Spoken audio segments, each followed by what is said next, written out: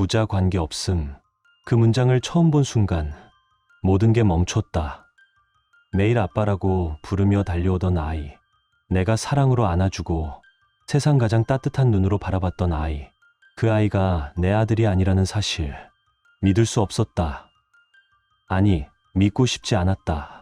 사랑하는 아내, 예쁜 두 아이, 주말이면 돗자리 펴고 한강에서 웃음꽃 피우던 내 식구. 그런 평범한 행복이 그토록 허무하게 무너질 수 있다는 걸 나는 미처 몰랐다. 어쩌면 알고도 모른 척했는지도 모른다. 닿지 않은 눈, 닿지 않은 웃음, 닿지 않는 어딘가의 거리감. 그건 처음부터 내 마음 깊은 곳에서 작은 균열처럼 흔들리고 있었다. 사건의 시작은 우연처럼 찾아왔다. 야, 둘째 진짜 내 아들 맞냐? 술자리에서 친구가 던진 가벼운 농담 한마디. 그 말이 내 마음 어딘가를 찔렀고 나는 그날 이후 처음으로 진심으로 아이의 얼굴을 들여다보기 시작했다. 내가 그렇게 소중히 여겨왔던 일상은 어쩌면 누군가의 거짓말 위에 세워진 무너질 운명의 탑이었는지도 모른다. 그리고 결국 진실은 의심의 균열 사이로 스며들었다. 그녀는 나의 믿음을 배신했고 나는 남의 아이를 내 아들이라 믿으며 살아왔다. DNA 검사를 기다리는 2주는 내 삶에서 가장 잔인한 시간이었고 그 사이 나는 나 자신에게 끊임없이 되물었다. 아버지란 뭘까? 혈연이 전부인가? 기억은 사랑을 대신할 수 있을까? 그 대답은 아직도 모르겠다. 하지만 단 하나 확실한 건 그녀가 끝내 내게 미안해라고 말했을 때 나는 완전히 무너졌다는 것이다. 이 이야기는 한 남자가 작은 의심에서 시작해 자신의 모든 삶을 뒤흔드는 진실과 마주하는 기록이다. 믿음이 무너진 자리엔 무엇이 남을까?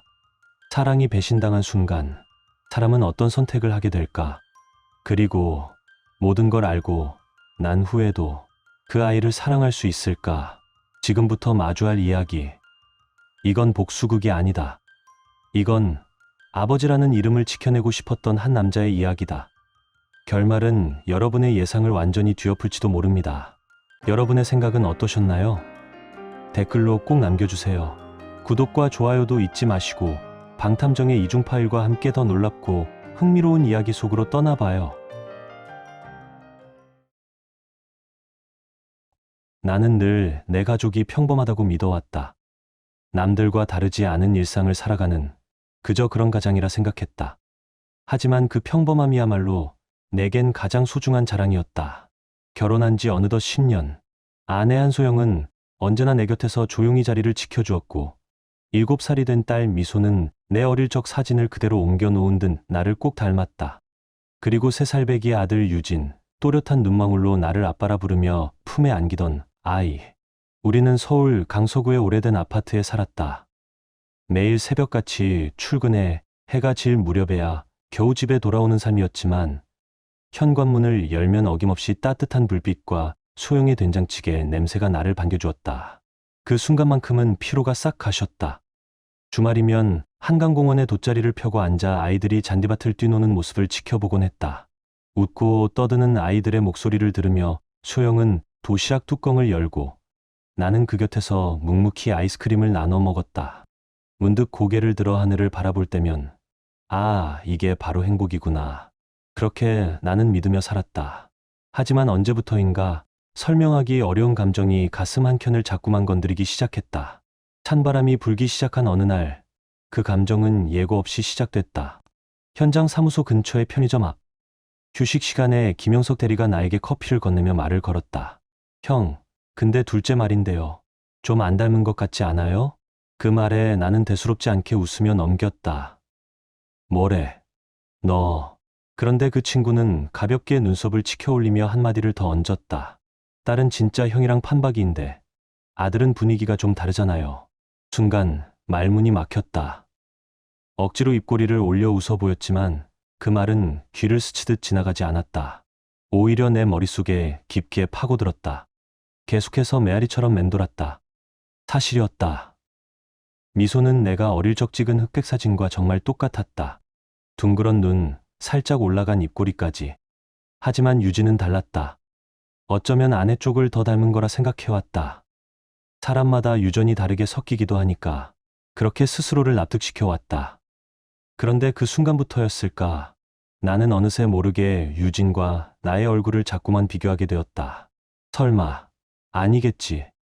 그럴 리가 없지. 하지만 내 안에서는 설명하기 힘든 꺼림칙함이 스멀스멀 피어오르고 있었다. 그날 밤, 소영은 유진을 안고 소파에 앉아 있었다. 웃으며 내게 말했다. 얘도 크면 아빠 닮아지겠지. 나는 억지로 웃으며 대답했다. 그렇겠지. 하지만 내 시선은 유진의 얼굴에 고정되어 있었다. 작고 동그란 얼굴, 부드러운 눈망울. 사랑스럽고 천진난만한 그 얼굴이 어쩐지 낯설게 느껴졌다. 며칠 뒤 퇴근길에 들른 편의점에서 우연히 한 잡지 표지가 눈에 들어왔다. 생각보다 간단하다? 자택 DNA 검사. 페이지를 휙휙 넘기다가 택배로도 검사가 가능하다는 설명에서 손이 멈췄다. 가격은 20만 원 내외. 결과는 일주일 이내. 심장이 쿵 내려앉았다. 아니야, 소영이가 그럴 사람이야? 말도 안 돼. 그런데도 그 말도 안 되는 상상이 쉽게 사라지지 않았다. 자꾸만 머릿속에서 반복되었다. 그날 밤 나는 침대에 누워 휴대폰을 들었다. DNA 검사, 친자 확인 같은 단어를 검색창에 입력했다. 수많은 결과가 화면을 가득 채웠다. 부모 자식 유전자 일치율, 간편 자가 검사 방법, 법적 효력은 없음. 나는 숨을 크게 들이쉬고 화면을 꺼버렸다. 하지만 마음속 불편함은 꺼지지 않았다. 며칠 후 주말이 되어 온 가족이 한강공원에 나갔다. 미소가 잔디밭을 신나게 뛰놀고 나는 유진의 작은 손을 꼭 잡았다. 그 손은 작고 따뜻했지만 왠지 모르게 낯설었다. 아빠, 안아줘. 유진이 환하게 웃으며 내 품으로 뛰어들었다. 나는 본능처럼 아이를 안아 올렸지만 가슴 깊은 곳에서 또다시 꺼림칙함이 스며올랐다. 유진아, 넌 진짜 내 아들이 맞는 거니? 그 의심은 점점 더 선명하게 내 안에 자리를 잡았다. 단순한 농담에서 시작된 생각은 이제 내가 외면할 수 없는 현실이 되어버린 듯했다. 집에 돌아와 소영이 씻고 있는 사이 나는 몰래 스마트폰을 다시 들었다. 이번엔 혈액형 유전에 대해 검색했다. A형 부모 사이에선 A형이나 O형 자녀만 가능하다. 그래, 유진이도 A형이니까 이상한 건 없었다. 이론상으론 전혀 문제가 없었다. 그런데도 마음은 전혀 놓이지 않았다. 이제 나는 단순한 궁금증을 넘어 진실을 확인해야만 하는 사람처럼 느껴졌다. 믿음이라는 단어가 점점 더 위태로워지고 있었다. 혈액형으로는 부족하단다. 나는 스마트폰 화면을 멍하니 바라보며 그 문장을 되새겼다. 혈액형만으로는 친자 관계를 완전히 증명할 수 없습니다. 그 한 줄이 내 머릿속을 망치처럼 때렸다. 그 전까지만 해도 나는 단순히 궁금증을 달래려는 마음으로 정보를 찾아보고 있었다. 그런데 이 문장을 보는 순간 무언가 가슴 깊은 곳에서부터 차갑게 올라왔다. 심장이 서서히 얼어붙는 듯했고 손끝마저도 미세하게 떨리기 시작했다. 설마 유진이가 내 아들이 아니라면? 아니야. 말도 안 돼. 그럴 리 없어. 소영이가 그런 사람일 리가 없잖아.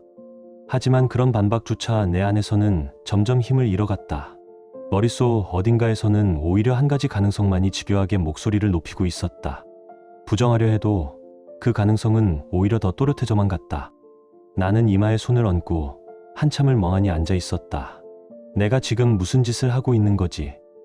자책하듯 속삭였지만 그 질문은 나 자신에게 향한 엄중한 경고 같았다.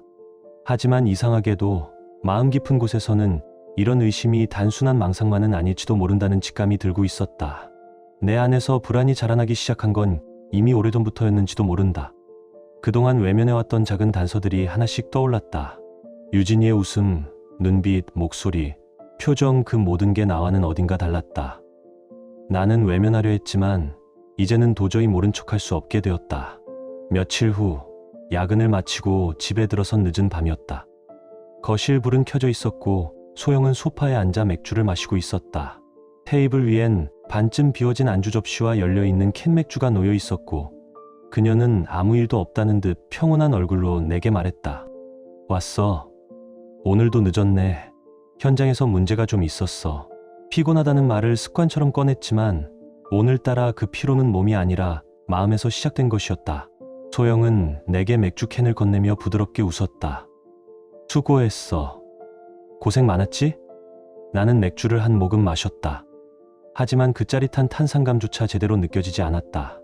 뭔가 걸린 듯 목넘김이 무뎌졌고 마음 한켠이 꺼끌했다. 망설임 끝에 나는 조용히 입을 열었다. 소영아. 응? 유진이 태어났을 때 기억나? 그녀는 잠시 의아한 듯 내 얼굴을 바라보더니 고개를 끄덕이며 말했다. 그럼. 왜? 갑자기 무슨 일이야? 그때 정말 행복했었지. 아마 내 인생에서 가장 기뻤던 순간이었던 것 같아. 소영은 그 말을 듣고 조용히 웃었다. 마치 따뜻한 추억을 떠올리는 듯한 표정이었다. 나도 그랬어. 그 미소를 보며 나는 다시 마음이 흔들렸다. 그래, 이 사람은 거짓말을 할 얼굴이 아니야. 저 표정 뒤에 감출 게 있을 리 없어. 하지만 동시에 이런 생각도 들었다. 만약 정말 뭔가를 숨기고 있다면 이렇게 자연스럽게 연기하는 걸지도 몰라. 목까지 차오르던 말을 결국 나는 다시 삼켰다. 확신이 없었다. 증거도 없었다. 단지 감정만 있을 뿐이었다. 혹시 내가 너무 예민한 건 아닐까? 내가 미쳐가는 건가? 소영은 여전히 다정했고 표정 하나 흐트러짐 없었다. 그녀의 모습은 예전과 다를 게 없었다. 그게 더 불안했다. 너무 완벽하게 일상이 유지되고 있다는 것이 오히려 낯설고 불안했다. 왜 그래? 무슨 일 있어 보여? 소영의 말에 나는 애써 미소를 지었다. 아니야. 그냥 피곤해서 그래. 정말 아무것도 모른 채 이대로 살아가는 것이 더 나은 걸까? 모든 걸 모른 척하고 평범한 일상을 유지하는 게 과연 정답일까? 그날 이후 내 안의 의심은 깊은 뿌리를 내리기 시작했다. 나는 유진이를 안을 때마다 무심결에 아이의 얼굴을 유심히 바라보곤 했다. 마치 눈동자, 코끝, 인매, 손가락 마디마저도 하나하나 분석하듯 들여다보았다. 무의식적으로라도 닮은 점을 찾고 싶었던 것 같다. 그 웃음 속에서 내 모습을 조금이라도 찾을 수 있기를 바랐다. 하지만 아무리 들여다봐도 내 얼굴에서 본 적 없는 선들이 자꾸 보였다. 그게 아내를 닮은 것이든 누군가 전혀 다른 사람을 닮은 것이든 나는 점점 더 혼란스러워졌다. 아이의 해맑은 웃음은 여전히 나를 향해 있었고 아빠라고 부르며 안기는 그 순간만큼은 진짜 아들 같았다. 아니, 어쩌면 그건 정말 진짜였을지도 모른다. 내 마음만큼은 그 아이를 아들로 받아들였으니까. 하지만 마음과 현실은 다를 수 있다는 걸 나는 서서히 깨달아가고 있었다. 그날 밤 나는 불쑥 하나의 단어를 떠올렸다. 산모 수첩. 결혼 당시 소영이 병원에서 받아온 임신기록 수첩이 있었다. 거기엔 진료 날짜, 초음파 사진, 출산 예정일 등 다양한 정보가 남아있을 것이다. 혹시 그 안에 내가 놓친 단서가 있을지도 모른다는 생각이 머리를 스쳤다. 나는 조심스럽게 안방 붙박이장에 깊숙한 곳을 뒤지기 시작했다. 먼지가 쌓인 오래된 박스 안에는 미소의 아기 앨범과 각종 서류들이 엉켜 있었고 한참을 찾은 끝에 마침내 산모 수첩 2권을 꺼낼 수 있었다. 하나는 미소의, 또 하나는 유진의 것이었다. 손끝으로 표지를 만지며 깊은 숨을 들이켰다. 설마 아무 일 없겠지. 그저 헛된 걱정일 뿐이겠지. 그렇게 다짐하며 나는 천천히 유진의 수첩을 펼쳤다. 초음파 사진, 진료 날짜, 몸무게 변화, 그리고 한 줄. 내 눈길이 거기에서 멈췄다. 출산 예정일 2월 19일. 그러나 유진의 실제 생일은 1월 23일이었다. 무려 4주 가까이 앞당겨 태어난 셈이다. 처음엔 그냥 지나칠 수도 있는 정보였다. 예정일보다 일찍 태어나는 아이들도 많으니 말이다. 하지만 나는 그 날짜를 보는 순간 가슴 어딘가에서 식은땀이 스멀스멀 흐르기 시작했다. 그 무렵 내가 집에 있었던가? 나는 기억을 되짚기 시작했다. 10개월 전 나는 대전 신축 공사 현장에 장기 파견을 나가 있었다. 당시에는 일정이 불규칙해 몇 주씩 집을 비우는 일이 다반사였다. 출산 예정일 기준으로 역산해본 임신 시점. 그 시기에 나는 분명히 서울에 없었다. 설마 진짜 그럴 리가. 손등이 서늘해지고 이마에는 땀이 맺혔다. 나는 자리에서 벌떡 일어나 스마트폰을 들고 다시 검색창을 열었다. 임신 주수 계산기. 출산일 역산 같은 키워드를 검색해 유진의 생일을 입력하고 임신 가능 시기를 계산했다. 그리고 그 결과를 보는 순간 내 손끝이 떨리기 시작했다. 너무도 명확하게 내가 없었던 그 시기가 표시되고 있었다. 우연이겠지. 그냥 단순한 착오일 수도 있어. 나지막이 중얼거려 봤지만 그 말은 내 스스로조차 설득하지 못했다. 예정일이 앞당겨졌다고 해도 그렇게 정확하게 나의 부재 시기와 맞물리는 건 너무 이상했다. 그 순간 내 마음속에서 마지막 희망의 끈이 끊어지는 소리가 들렸다. 나는 이내 다시 스마트폰을 들어 검색창에 짧은 문장을 입력했다. DNA 검사, 자택, 비대면. 곧 다양한 업체의 안내 페이지가 화면에 뜨기 시작했다. 면봉을 이용해 구강세포를 채취한 뒤 봉투에 넣어 택배로 보내면 12주 이내의 결과를 받을 수 있다는 설명이 적혀 있었다. 가격은 대략 20만 원대. 나는 한참 동안 아무 버튼도 누르지 못한 채 그 화면만 바라보았다. 그 결과가 친자 관계없음이라면 지금까지 내가 믿고 쌓아온 가족은 모래성처럼 무너질지도 모른다. 지금껏 내가 안아온 아이가 내 아이가 아니라면? 하지만 더 이상 외면할 수 없었다. 진실은 고통스러워도 모르는 것보단 낫다고 믿고 싶었다. 며칠 뒤 나는 마음을 굳혔다. 아무도 없는 거실, 아이들이 잠든 늦은 밤이었다. 유진이의 칫솔을 조심스레 꺼냈다. 작은 손으로 쓰던 칫솔 끝엔 아직도 치약 거품이 남아 있었고 나는 그 끝을 면봉에 살며시 문질렀다. 미안하다. 유진아. 나는 속으로 조용히 속삭였다. 죄책감이 무겁게 가슴을 짓눌렀지만 멈출 수는 없었다. 나는 준비해둔 봉투에 세포 샘플을 조심스럽게 담고 봉인을 했다. 그 순간 내 손은 사소하게 떨리고 있었다. 이 봉투를 보내는 순간 난 이제 돌이킬 수 없는 길을 선택하는 것이었다. 우편함으로 향하는 발걸음은 유난히 무거웠다.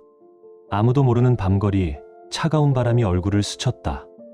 내가 이 봉투를 넣는 순간 다시는 그전으로 돌아갈 수 없다는 것을 알고 있었다. 하지만 나는 망설이지 않았다. 그저 묵묵히 봉투를 우편함에 밀어 넣었다.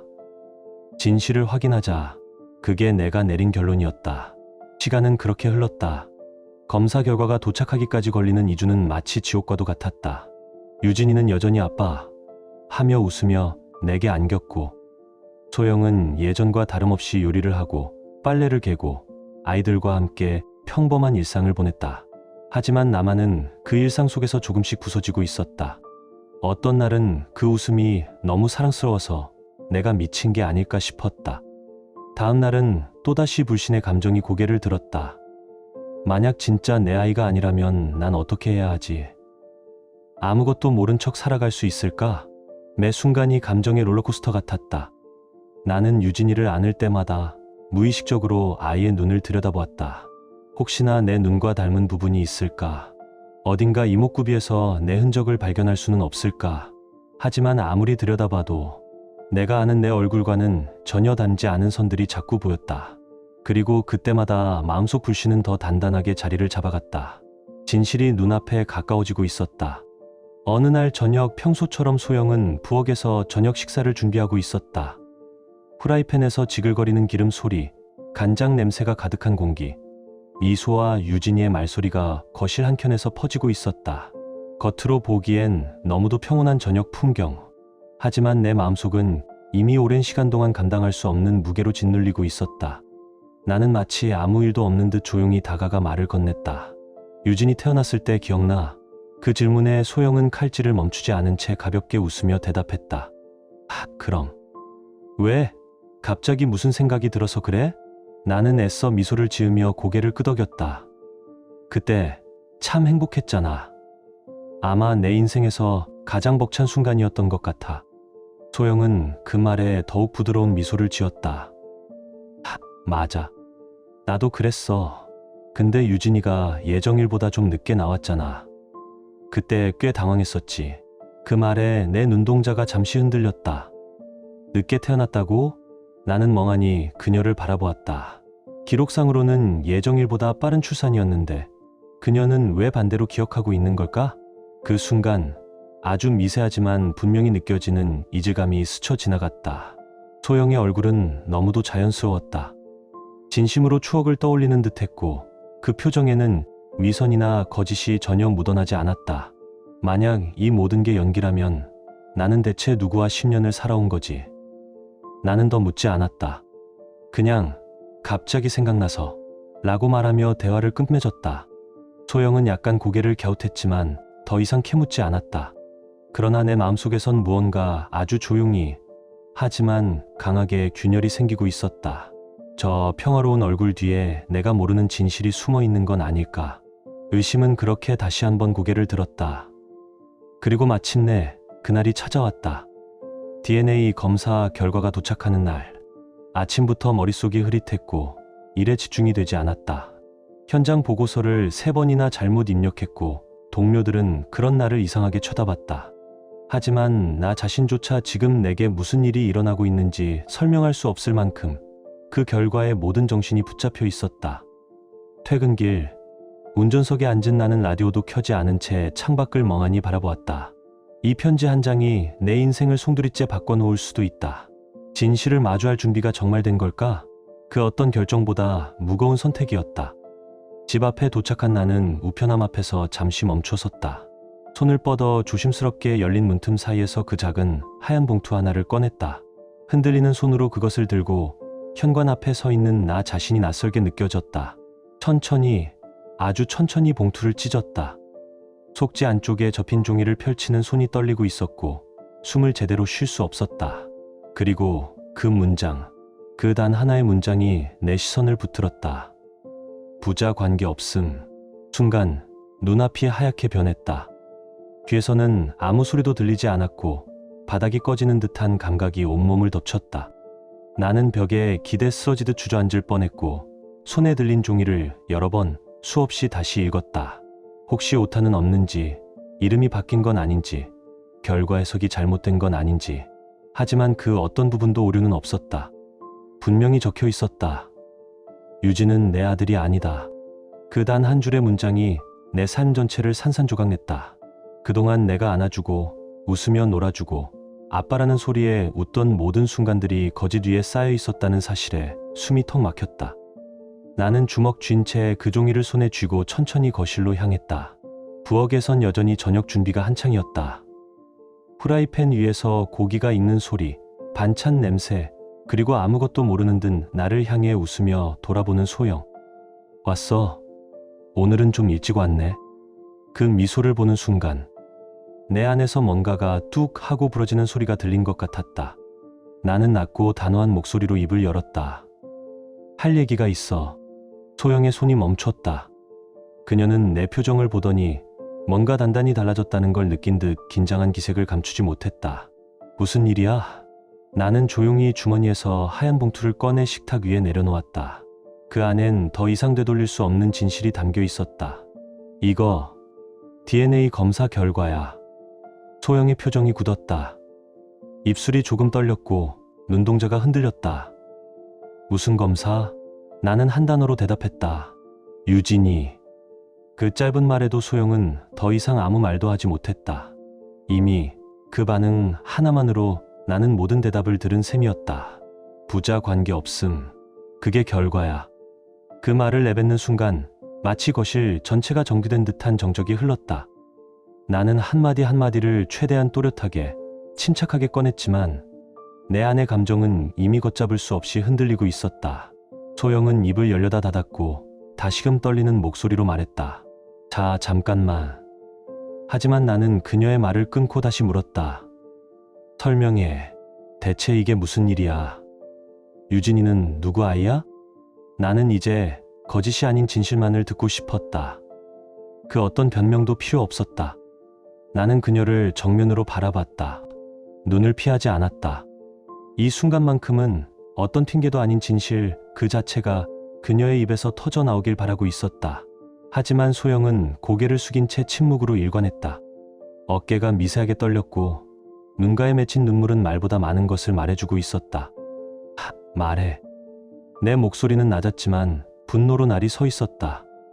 누구 자식이냐고. 그때 그녀는 조심스럽게 입술을 달싹였다. 떨리는 호흡과 함께 나지막이 뱉어낸 그 한마디. 장기훈 씨야. 순간 귀에서 윙 하는 소리가 들려왔다. 혈압이 솟구치는 느낌, 눈앞이 붉게 물들며 시야가 일그러졌다. 장기훈, 우리 회사 공장장이자 상사이자 회식 자리에서 내 옆자리에 앉아 술을 따르던 놈. 겉으로는 친절하고 부침성 있는 척하던 그 인간. 그 자가 내 아내와 그 자식이 유진이의 아버지란 말인가? 믿을 수 없었다. 동시에 너무도 명확하게 모든 퍼즐이 맞춰지기 시작했다. 언제부터야 내 목소리가 떨렸다. 들끓는 감정을 애써 눌렀지만 가슴 속에선 무엇인가 이미 무너져 내리고 있었다. 소영은 입술을 깨물며 고개를 들었다. 두 눈엔 죄책감과 공포, 그리고 어딘가 후회스러운 감정이 복잡하게 엉켜 있었다.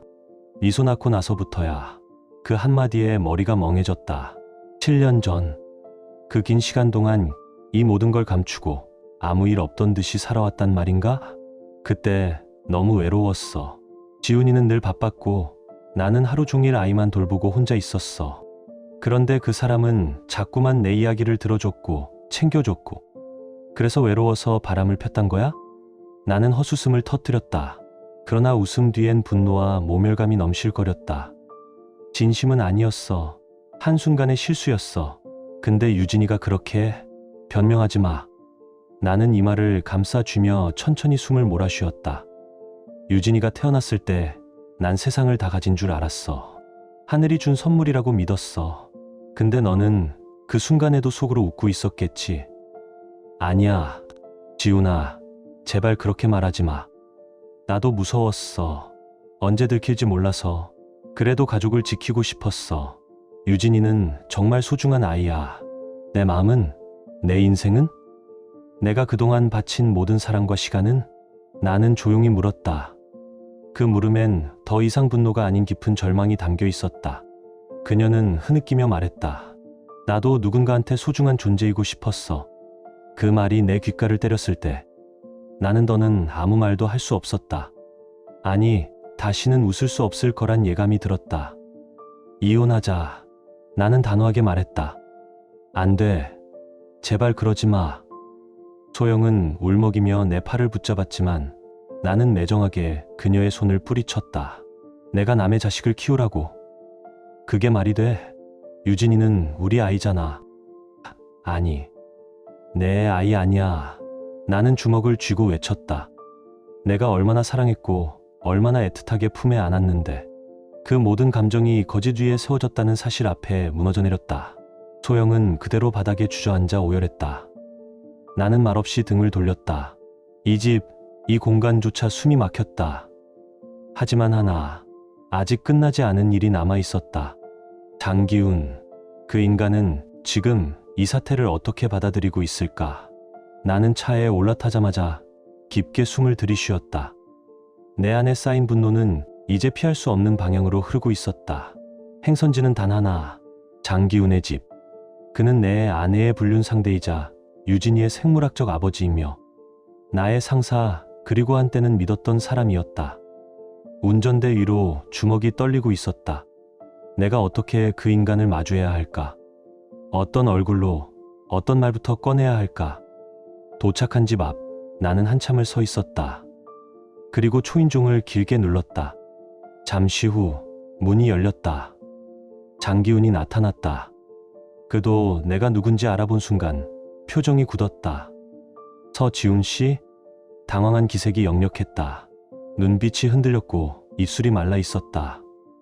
무슨 일이십니까? 나는 낮게 말했다. 밖으로 나와. 할 얘기가 있어. 그는 눈을 피하더니 말없이 고개를 끄덕이고 재킷을 챙겨 따라 나왔다. 우리는 가까운 공원 벤치에 나란히 앉았다. 내 안에서 끓어오르는 감정을 억누르며 나는 단도직입적으로 물었다. 소영이랑 언제부터야? 그의 대답. 나는 들어야 한다. 이젠 어떤 진실도 피할 수 없었다. 그는 잠시 눈을 피하며 바닥을 응시한 채 침묵을 길게 끌었다. 어느새 저녁 공기는 싸늘했고 거리의 소음조차 나와는 무관한 먼 배경음처럼 멀게 들렸다. 그 침묵 끝에서 그가 조용히 입을 열었다. 6년 전쯤부터였어. 그 한마디는 마치 돌을 삼킨 듯 가슴 깊은 곳으로 내려앉았다. 내 주먹은 무의식적으로 꽉 쥐어졌고 호흡은 짧아졌다. 유진이, 내 자식 맞지? 나는 이악 물며 물었다. 이미 알고 있었지만 그 입으로 직접 듣지 않고는 견딜 수 없었다. 그럴 거야. 그는 그렇게 대답했다. 놀라울 정도로 담담하게, 마치 상관없는 제3자의 이야기를 전하듯. 그 목소리엔 죄책감도 망설임도 없었다. 그 말투, 그 태도에 내 안에 간신히 억눌러두던 분노가 터져버렸다. 이 자식이. 나는 그대로 그의 옷깃을 낚아채듯 움켜쥐고 끌어당겼다. 내 눈과 그의 눈이 거의 맞닿을 정도로 가까웠다.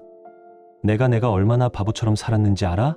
내 자식을 내 자식인 줄 알고 아침마다 배웅하고 밤마다 품에 안고 사랑한다고 말하고 아프면 대신 아파주고. 나는 이가 갈릴 정도로 말을 쥐어짜내며 물었다. 그걸 너는 알고 있었냐고. 그는 침묵했다. 무언가를 말하려는 듯 입술이 살짝 움직였지만 끝내 아무 말도 하지 못했다. 나는 고개를 돌려 잠시 숨을 골랐다. 온몸에 혈압이 몰려오고 이성이 무너지기 일보 직전이었다. 유진이한테 어떻게 할 거냐. 나는 다시 그를 노려보며 물었다. 내가 정말 듣고 싶었던 대답은 책임지는 태도였다. 비겁한 변명도 회피도 아니었다. 그는 한숨을 내쉬었다. 그리고 고개를 숙인 채 지친 목소리로 말했다. 나는 인정 못해.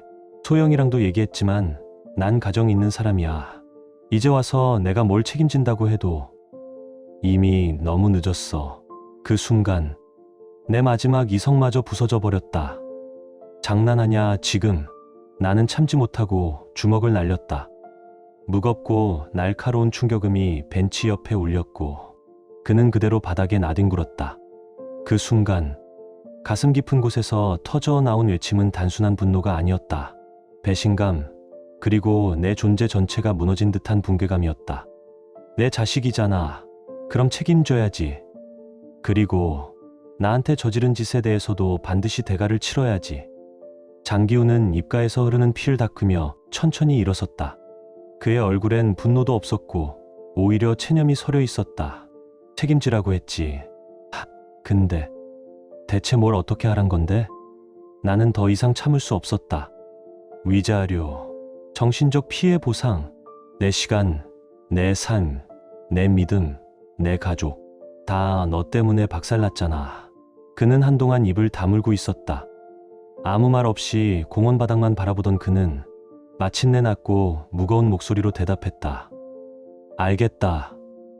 변호사를 통해 정리하자. 돈으로 해결할 수 있는 부분은 책임지겠다. 그 말에서조차 책임감보다는 회피의 냄새가 짙게 배어 있었다.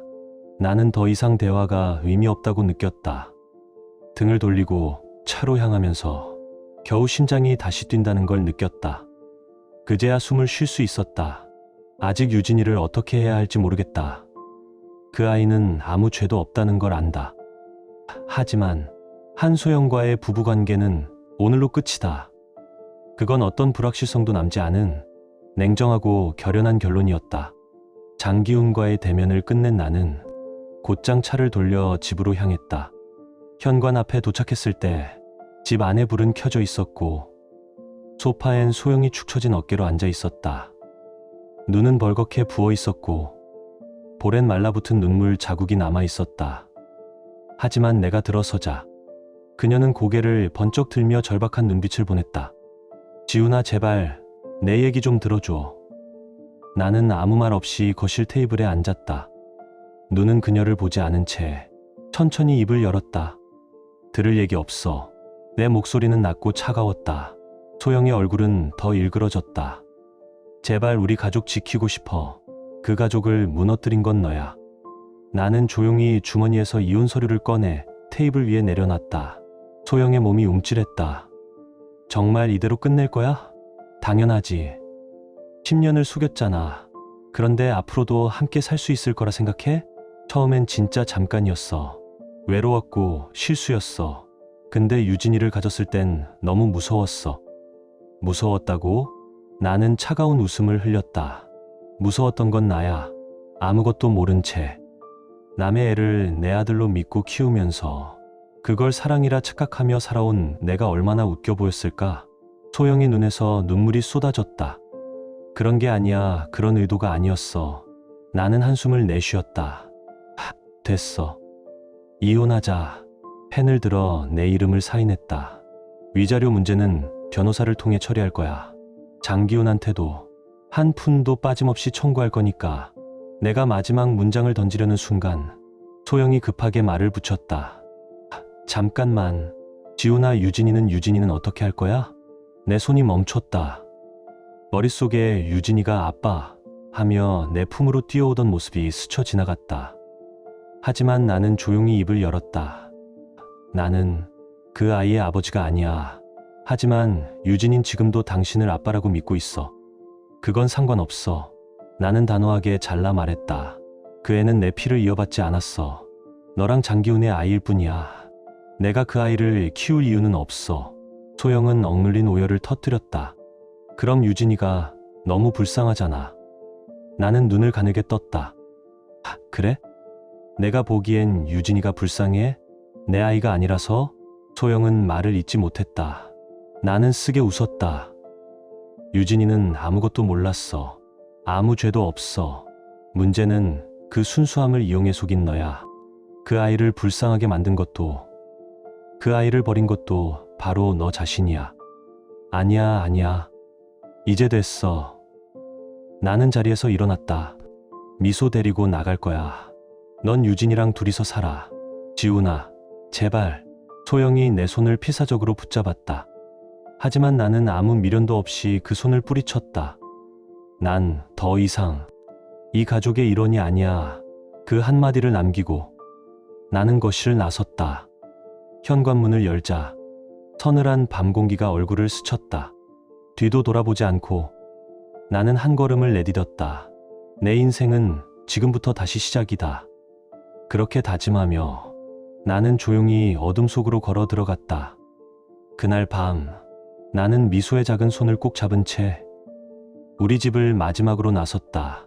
현관문이 닫히는 소리, 그 소리가 내 가슴 속에서 10년 동안 눌러왔던 무언가를 깨뜨렸다. 차에 올라탄 미소는 아직 무슨 일이 일어났는지 다 알지 못한 얼굴이었다. 하지만 그녀는 내 손을 꼭 잡고 나지막이 속삭였다. 아빠, 이제 우리 어디 가요? 나는 웃으며 말했다. 이젠 아빠랑 미소가 함께 살 집으로 가는 거야. 미소는 아무 말 없이 고개를 끄덕였고 그 눈빛은 내가 끝까지 지켜야 할 이유처럼 느껴졌다. 며칠 후 소영으로부터 한 통의 메시지가 도착했다. 유진이 매일 아빠를 찾아. 한 번만이라도 얼굴 보여줄 수 있어? 아니면 편지라도. 나는 그 메시지를 읽고 한참을 고민했다. 유진은 아무 죄가 없다. 그건 알고 있다. 그 애는 지금도 내가 진짜 아빠인 줄 알고 있을 것이다. 하지만 나는 감정을 누르고 답장을 적었다. 유진이는 좋은 아이야. 그 애가 상처받지 않길 바란다. 하지만 난 더 이상 그 아이의 아빠가 아니야. 이건 내가 선택한 결과야. 책임은 내가 져. 그 후로 소영은 다시 연락하지 않았다. 장기훈 쪽에서는 변호사를 통해 위자료 일부를 지급하겠다는 통보가 왔다. 그는 이미 회사에서도 내부 감사 대상이 되었고 사내 윤리 위반으로 부서에서 해임되었다는 소문이 돌고 있었다. 가정도 파탄났다는 이야기가 흘러나왔다. 세상은 조용히 그러나 정확하게 그를 응징하고 있었다. 나는 더 이상 그를 쫓지도 분노하지도 않았다. 그저 끝났다고 생각했다. 더는 그 이름에 휘둘릴 이유가 없었다. 그리고 나 역시 새로운 삶을 준비했다.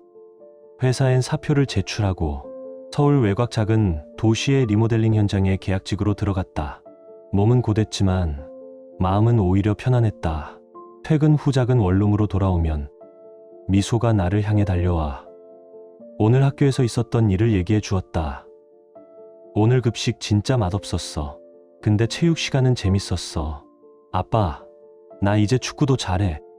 그 말에 나는 웃었다. 이 아이 하나만 있으면 나는 충분했다. 어느 날 밤, 미소가 잠든 후 나는 조용히 서랍을 열어 봉투 하나를 꺼냈다. 그 안엔 내가 유진에게 써내려간 단 한 장의 편지가 들어 있었다. 그 편지는 보낼 수 없는 편지였다. 그러나 언젠가 그 아이가 자라서 진실을 알게 되었을 때 이 편지를 읽을 수 있다면 좋겠다고 생각했다. 유진아, 너는 착하고 밝은 아이야. 그건 진심이야. 너와 함께한 시간은 거짓이 아니었다. 나는 너를 사랑했고 너의 웃음에 매일을 버틸 수 있었어. 하지만 어른들의 잘못으로 인해 우리는 떨어지게 되었단다. 부디 너는 상처받지 않기를 바란다. 그리고 언젠가는 이 세상에서 너만의 행복을 찾을 수 있기를. 나는 편지를 다시 봉투에 넣어 서랍 깊숙이 밀어 넣었다. 이제는 꺼내지 않아도 될지도 모른다. 시간은 흐른다. 사람은 변한다. 상처는 아물지 않더라도 그 위에 새살은 돋는다. 나는 여전히 혼자였고 가끔은 밤에 잠이 오지 않았다. 하지만 더 이상 누구를 원망하지 않았다. 이제 나는 나를 위한 삶을 살아간다. 그리고 미소와 함께하는 하루하루가 내겐 다시 살아갈 이유가 되어 주었다.